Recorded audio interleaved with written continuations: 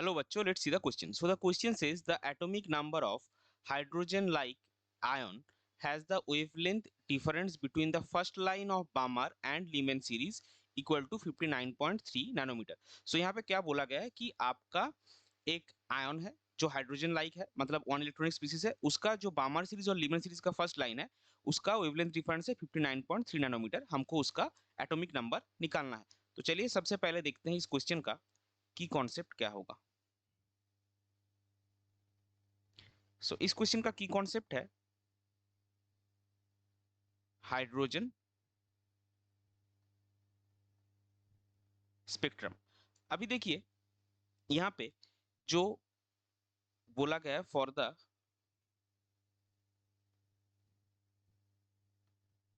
First line of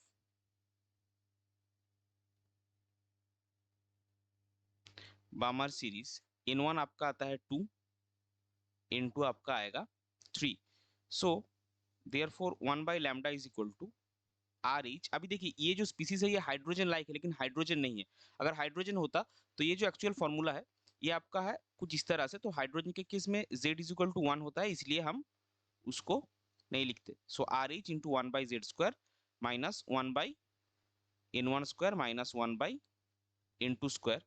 तो इसका value आपको मिलेगा R H into Z square by 1 by 2 square minus 1 by 3 square. That is R H into Z square into 1 by 4 minus 1 by 9 और 1 by lambda is equal to, जो इसको हम lambda Balmer ही लिखते हैं, 1 बाई लैम्डा भी is equal to R H into Z square into 5/36. तो उससे हमको देयरफॉर बामर सीरीज का फर्स्ट लाइन का वेवलेंथ क्या मिलेगा 36 divided by 5 R H Z square. R H आपका रिडबर्ग कांस्टेंट है. अभी लीमेन सीरीज के फर्स्ट लाइन के लिए for the first line of Lyman series N1 आपका होता है 1 और N2 आपका होता है 2. तो अभी यहाँ पे भी सेम फॉर्मूला हम यूज करेंगे 1 by lambda is equal to R H into आपका वही सेम जेड स्क्वायर जहाँ पे जेड एटॉमिक नंबर था वो हमको निकालना है into 1 by N1 square that is 1 by 1 square minus 1 by 2 square. So R H into Z square into 1 minus 1 by 4 that is 3 R H Z square by 4.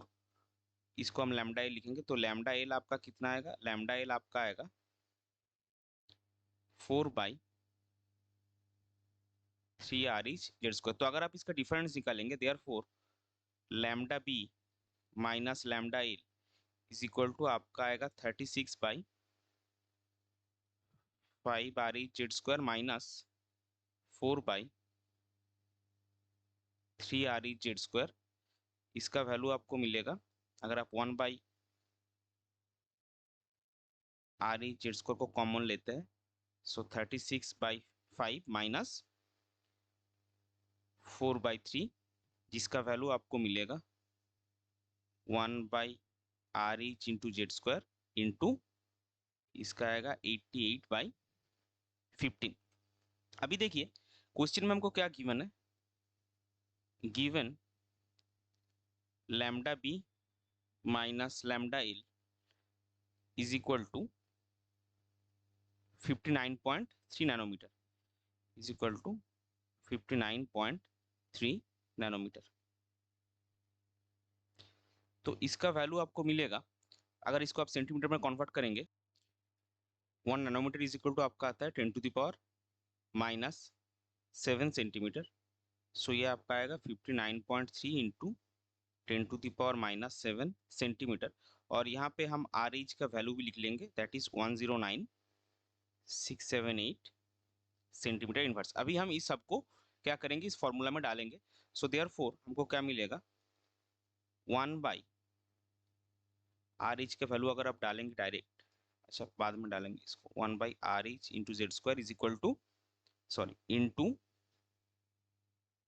88/15 is equal to आपको मिला 59.3 into 10⁻⁻7। सो इससे हमको क्या मिलेगा, therefore z square is equal to 88 by, यहाँ पे इसका unit भी डाल देते हैं, 15 इंटू आर एच का वैल्यू 109,678 सेंटीमीटर इनवर्स, और जो वेवलेंथ डिफरेंस था दैट इज 59.3 इंटू 10⁻⁻7 सेंटीमीटर। तो इसका वैल्यू आपको मिलेगा 9। तो अगर जेड स्क्वायर का वैल्यू आपका 9 है तो जेड आपका होगा 3। ये होगा फाइनल आंसर, और इसको हम लिख लेंगे दैट इज फाइनल फॉर्म में atomic number of hydrogen like ion is z is equal to 3। ये हो जाएगा आपका क्वेश्चन का correct final answer. I hope you understood it well. Best of luck. Thank you.